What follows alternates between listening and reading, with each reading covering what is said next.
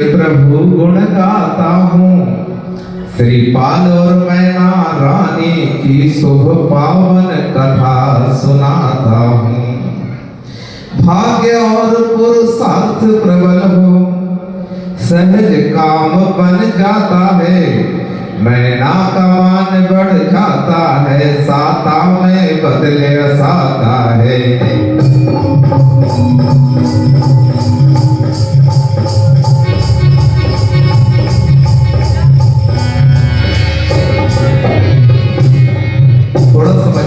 और हारमोनियम भैया आपको भी सहयोग करना है। हमारी टीम अलग होती है, पहले जुड़ करके अच्छे से करेंगे, कोई बात नहीं। कोई भी कथा करने के पहले प्रभु का नाम लिया जाता है। भाग्य और पुरुषार्थ दोनों से काम बनता है, अकेला भाग्य काम नहीं करता, अकेला पुरुषार्थ नहीं काम करता है। तो मैना का मान भाग्य और पुरुषार्थ के ऊपर टिका है।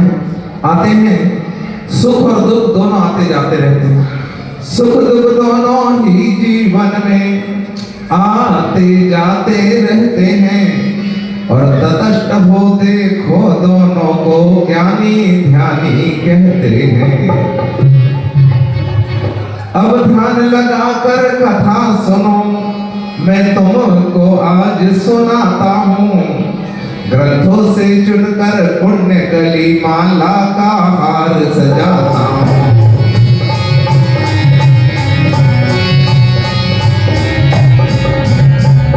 बहुत बढ़िया, ताली बजा रहे, बहुत संगीतकार सही पकड़ लिया है। अब आते हैं हम कथा की ओर बढ़ते हैं। कथा से जरा भी च्युत नहीं होना, क्योंकि भगवान की कथा पुण्य को देने वाली होती, पाप का नाश करने वाली होती। अब ध्यान लगाकर कथा सुनो, क्या सुनेंगे? उज्जैनी नगरी के राजा बहुपाल बलशाली थे, सौभाग्य सुंदरी सी रानी चमके भाग्य सितारे थे। सुर सुंदरी और मैना सुंदर दो राजकुमारी प्यारी थी, राजा रानी और प्रजाजनों की बिटिया राज दुलारी थी।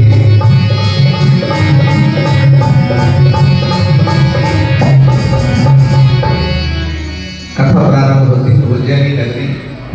सब जानते हैं उज्जैनी का दूसरा नाम अवंतिका। ऐसी ऐतिहासिक नगरी, पुराने समय में उस नगर में राजा बहुपाल राज्य करते थे। सौभाग्य सुंदरी उनकी रानी थी। राजा बहुपाल और सौभाग्य सुंदरी से दो बेटी थी, एक मैना सुंदरी, बड़ी का नाम सुर सुंदरी और छोटी का नाम मैना सुंदरी। राजा रानी और प्रजाजन उन दोनों बेटियों को बहुत प्यार करते थे। आज पता नहीं लोगों को क्या हुआ, तो बेटी को रहने दो, बेटी को जाने दो, ऐसा नहीं हुआ। जिस घर में बेटियां नहीं होती, उस घर के सारे तीज त्योहार फीके होते हैं। पंच कल्याणक हो या यहाँ की भी सभा हो, सबसे पहले बेटियों का मान लिखा है। अष्टकुमारियों की स्थापना की जाती, क्योंकि बेटी ही परिवार को उल्लासित रखती है। बेटी पूजा का थाल होती है, तो परिवारों की मर्यादा का मान होती है बेटी।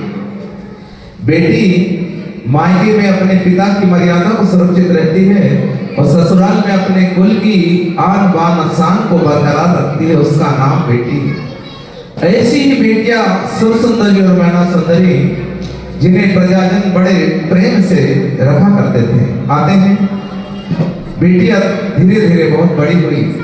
बड़े होने के बाद में हम क्या करते हैं?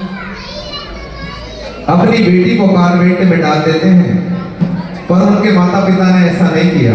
आते हैं सुर सुंदरी की शिक्षा हेतु शिक्षक को आज बुलाया है, मैना सुंदरी बिटिया रानी को यमधर मुनि ने पढ़ाया है। क्या हुआ? सुर सुंदरी को एक सामान्य शिक्षक के पास शिक्षा के लिए भेज दिया, और मैना सुंदरी को पढ़ाने के लिए यमधर मुनिराज। आपको नहीं सुनना मत सुनो, सुनो। जिनको कथा नहीं सुनना मत सुनो, कोई बात नहीं, परंतु जो सुन रहे हैं उनके सुनने में अंतराय डालने से, नियम से अंतराय जब उदय में आता ना, तब आंसू पोंछने को बगैर नहीं मिलते। 84 प्रकार के असाधना दोष लिखा है कि जिनवाणी सुनता है। अनेकों प्रकार की कर्म की निर्जना उनकी होती है। दोनों को शिक्षा के लिए भेज दिया। सुर सुंदरी सामान्य शिक्षा के पास और मैना सुंदरी यमधर मुनिराज के पास। अपने अपने गुरुराजों से शिक्षा दोनों ने पाई है, दोनों की शिक्षा पूर्ण हुई, अब युवा अवस्था आई है।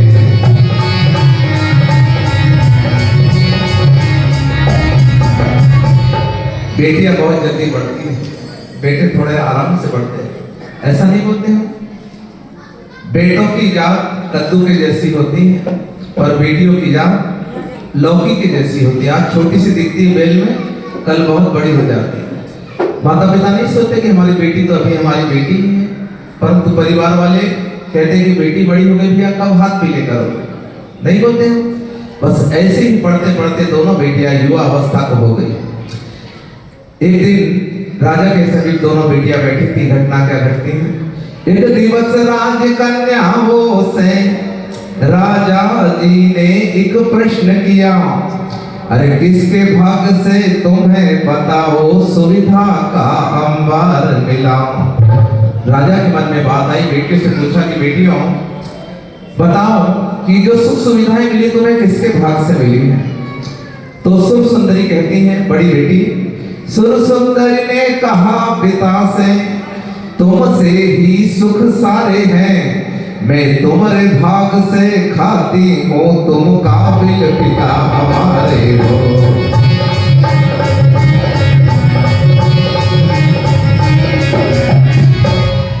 सुर सुंदरी बड़ी थी, उसने जवाब दिया कि पिताजी आप पूछ रहे हो कि ये सुविधाएं किससे मिली? तो सुविधाएं आप तो राजा हो, आपके यदि हम जन्म लिए थे तो सुविधा हमें कहां से मिलती? इसलिए पिताजी मैं आपके भाग्य से खाती हूँ। अब यही प्रश्न जब मैना सुंदरी से किया तो मैना सुंदरी क्या कहती है? मैना से भी बस यही प्रश्न राजा जी ने जब पूछा है, और हाथ जोड़कर कहती मैना कर्म भाग्य से ऊंचा है। क्या कहती है? क्योंकि जैन सिद्धांत को यमधर मुनिराज से पढ़ा था उस बेटी ने, इसलिए संस्कार जरूरी है। जैसी संगत वैसी रंगत। आज हम गारमेंट में बैठ देते हैं बच्चे, अप टू डेट में पता नहीं हमारे धर्म को बोल रहे हैं। दुनिया में सबसे ऊंचा धर्म यदि कोई है स्पेशल, सारे शोध के ऊपर कसौटी पे खड़ा उतरने वाला कोई धर्म है, वो नियम से जिन धर्म है। हम जिन धर्म में जन्म लिए इसलिए नहीं बोल रहे हैं, इसका रिसर्च किया गया। रिसर्च से साबित हुआ, जगदीश बसु ने अभी बताया कि वनस्पति में जीव होते हैं, पर अरिहंत भगवान ने जिनवाणी में कई दिनों पहले से लिख लिया। अभी खोज हुई है कि एक बूंद पानी में 36,450 जीव होते हैं, पर पानी की एक बूंद में असंख्यात जीव जिनवाणी में पहले से बताया है। जम्बू द्वीप के अंदर 2 सूर्य और 2 चंद्रमा हैं, जिनवाणी में पहले से लिखा। विज्ञान ने अभी खोज की कि दूसरा सूर्य भी है, क्योंकि विज्ञान आज खोज करता है, कल उस खोज को खारिज करके नई खोज को सही बोल देता है। परंतु जिन धर्म में भगवान ने जो कहा वो अक्षरशः सत्य होता है, इसलिए हमारा धर्म ये सत्य है। और ये किसने पढ़ाया? यमधर मुनिराज ने। किसको पढ़ाया? मैना को। तो मैना कहती है कि पिताजी कर्म भाग्य से ऊंचा होता है, और मैं अपने कर्म से आगे सुनते हैं।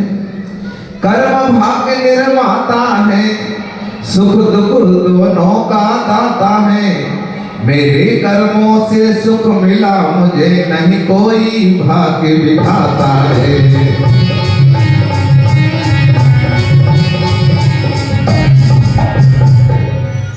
मैना कहते बिल्कुल सत्य कहा है कि अपने अपने भाग्य से सबको मिलता है। एक बेटे के, एक पिता के 4 बेटे होते, चारों बेटों को पिता एक जैसी संपत्ति देते हैं, पर कोई संपत्ति को नष्ट कर देता, कोई संपत्ति को वैसा का वैसा रखता है, कोई संपत्ति को बढ़ा लेता है। कारण क्या है? अपना अपना भाग्य है। एक जैसी दवा देने पर भी किसी को लाभ होता, किसी को लाभ नहीं होता। कारण क्या है? अपना अपना भाग्य है। और यही बात मैंने की कि पिताजी मैं मेरे भाग्य से खाती हूँ, मेरा कोई भाग्य विधाता नहीं है। जब अहम पे चोट लगती है तो आदमी बिलबिला जाता है, और वही हाल राजा का हुआ। राजा की त्योरिया चढ़ जाती है, त्योरिया चढ़ गई राजा की, ऊंचे लहजे में वो बोले, मेरा खाती गाती पर की क्या गुरु तुम्हारे बड़ भोले। मेरा खाती और गाती पर का हो कि कर्म मेरा पूरा करते हैं, क्या तुम्हारे गुरु ने ऐसे ही सिखाया है? त्योरिया चढ़ गई राजा की, ऊंचे लहजे में वे बोले, खाती मेरा गाती पर का क्या गुरु तुम्हारे बड़ भोले हैं। तो वो क्या कहते हैं, फिर कहते राजा, कर्म सुमें सुख कैसे देता मैं देखूंगा आज अभी, गुस्सा न दिलाओ और मुझे सुविधाएं बंद करूंगा सभी।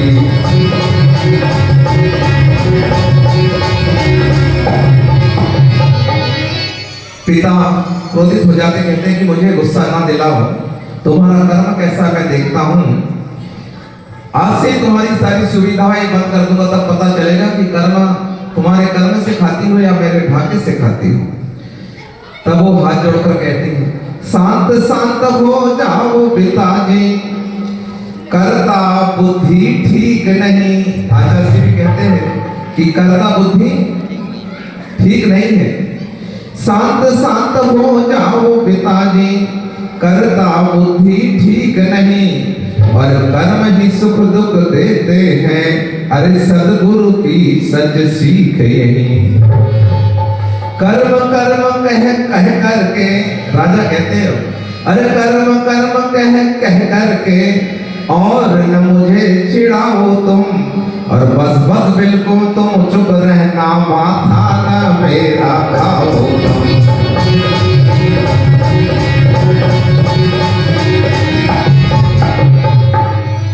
कहते हैं कि कर्म की बात से मेरा माथा खराब हो रहा है, अब बिल्कुल चुप रहना। उसके बाद में पिताजी गुस्से में वहां से चले जाते हैं। समय बीतता है और पिताजी के मन में एक ही बात थी कि ये कल की बेटी जिसे मैंने जन्म दिया है आज मुझे ज्ञान बता रही है। इनके घर में हम भोजन करने जाते हैं, वहां पर लिखा है कि यहाँ ज्ञान न बांटे, यहाँ सब ज्ञानी है, लिखा है।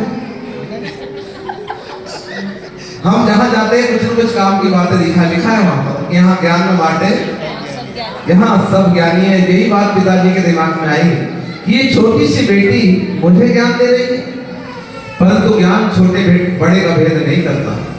ज्ञान एक किसान में भी आ सकता है। 2 मिनट में अपनी बात करके कथा को हम यहीं पर विराम देंगे, फिर कल सुनेंगे, बहुत सारे काम हैं। 8:30 तक का समय दिया था कि बुद्धि और जानकारी दोनों में बड़ा अंतर है। छोटी सी बेटी और बहुत बड़े पिताजी ने जन्म दिया, तो ज्ञान किसमें भी हो सकता है। तो ज्ञान जो बहुत पढ़ा लिखा हो उसके भीतर हो जाए जरूरी है क्या? प्रश्न है। आचार्य श्री विशुद्ध सागर जी महाराज जब दीक्षा हुई, एक एक श्लोक 8-8 दिन तक के याद नहीं होता था, और उन्हीं आचार्य श्री को आज हजारों हजार श्लोक याद है। ज्ञान का चेहरा कैसे बढ़ा? बस यही जिनवाणी के पाठ श्रद्धा। जिनवाणी को इतना माथे पे लगाते, जिनवाणी के हमेशा चरण छूते, जिनवाणी को बड़े ध्यान से सुनते, कोई भी बोलता तब ज्ञान का उनका स्वरूप बढ़ता। इसलिए बुद्धि और जानकारी दोनों अलग अलग चीज है। एक बार एक सड़क के किनारे कुछ इंटेलिजेंट इंजीनियर गांव के किनारे खड़े थे, सड़क के पास आपस में चर्चा कर रहे थे। एक किसान कंधे पे हल रखकर शाम की वक्त उसी मार्ग से अपने घर की ओर जा रहा था। तब उस किसान ने देखा कि हमारे नगर के पास सड़क पर कोई बुद्धिजीवी शहर के लोग चिंताग्रस्त दिखते हैं। शहर के लोगों को चिंता नहीं होती कि किसकी चिंता वो जाने, परंतु गांव के लोगों में आज भी आत्मीयता है। हमारे नगर में कोई चिंतित तो पूछ लेते, भैया क्या बात है, नहीं पूछ लेते। उस किसान ने भी पूछ लिया कि भैया क्या बात है, आप बड़े चिंतित दिख रहे हैं। तब उन बाबूजी जैसे इंजीनियर लोगों ने कहा कि बाबा जाओ जाओ अपना काम करो, हमारी परेशानी हमारी है, तुम तो जाओ, बैल को घर में बांधो, हल नीचे रखो, खाओ पियो। तब उन्होंने कहा नहीं, आप हमारे गांव में आए हैं, जरूर कोई बात है, आप मुझे बता दो, शायद मैं आपकी कुछ मदद कर सकूं। जोर से हंस पड़े जाओ। ये सीधा साधा किसान, गांव का अनपढ़ व्यक्ति हमारी क्या मदद करेगा? तब उन्होंने कहा बाबा बताओ तो, कुछ तो बोलो। तब उन्होंने कहा कि बाबा सुनो, लाखपस के लोगों ने चर्चा की, चलो भाई बता देते हैं इससे। तब उन्होंने कहा कि बाबा ये सड़क अभी नहीं बनी है, सड़क के नीचे से एक पाइप डला हुआ है, उस पाइप से तार इस पार से उस पार ले जाना है। कौन सी बड़ी बात है, यहाँ से डाल तो उधर निकल जाएगा। बाबा बिल्कुल बड़ी बात है, क्योंकि पाइप सीधा नहीं है, पाइप ऐसा वर्तुलाकार है, ऐसा ऐसा ऐसा ऐसा ऐसा पाइप है, और ऐसा पाइप डाला है, इसमें से तार हम कैसे डालें उस तरफ। हमें चिंता करें यदि सड़क खोदते हैं तो लाखों रुपए का नुकसान है, और तार नहीं डालते तो सुविधा इस पार से उस पार नहीं पहुंचेगी। तब क्या करें? तब उस बाबा जी ने कहा, किसान ने कि बस इतनी सी बात। वो बोले अरे हम 4 घंटे से माथा खपा रहे हैं कि तार इधर से उधर कैसे डालें, और बाबा जी कह रहे हैं कि इतनी सी बात। तब उन्होंने कहा कि आप यदि इजाजत दी तो मैं काम कर दूं। तब उन्होंने कहा मजे लेने के लिए, कहा ठीक है बाबा, देखते हैं कैसे करते हैं। हाँ बाबा जी आप कर दीजिए। तब उसने अपना कंधा से हल तार के नीचे रखा, बैलों को ही हल में बांध दिया, वहीं खेत के किनारे बैठ गया।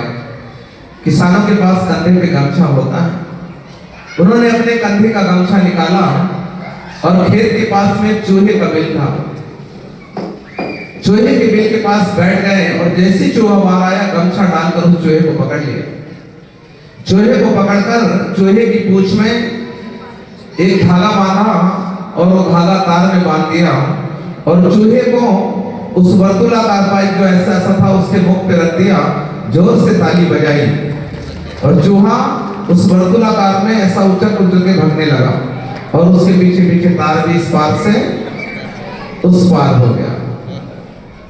अच्छा नहीं लगा आपको? इसके लिए बुद्धि किसी की मोहताज नहीं है कि बहुत पढ़ा लिखा हो, बहुत इंजीनियर हो, वो बुद्धिमान हो।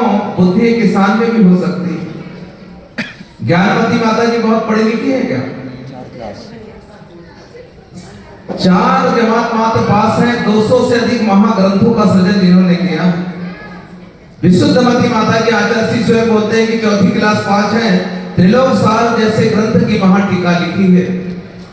परंतु जब विद्वानों के अहम पे चोट लगती है ना, तो तिलमिला जाता। और वही बात मैंने ने की कि शांत शांत हो जाओ पिताजी, बिल्कुल सही बात ये है। और वो कहते हैं कि तू मुझे ज्ञान दे रही है। आते हैं इसी मंगल भावना के साथ कि मैना कल क्या करते हैं, देखते हैं। इसी कथा को हम पूरे दिन तक सुनेंगे। बहुत सुंदर कथा है, रोचक कथा है। इसी मंगल भावना के साथ मैना और उनके पिता बहुबाल इनका संवाद यहीं पर समाप्त करते हैं। बोलिए सिद्ध चक्र महामंडल विधान की राजा